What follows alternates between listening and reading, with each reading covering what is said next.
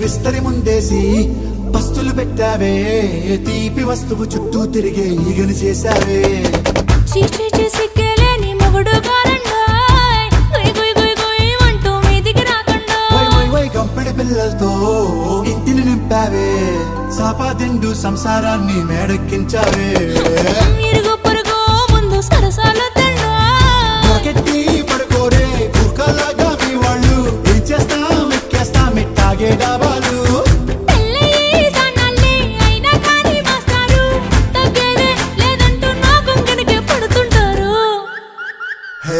గోదారి గట్టు మీద రామసలకావే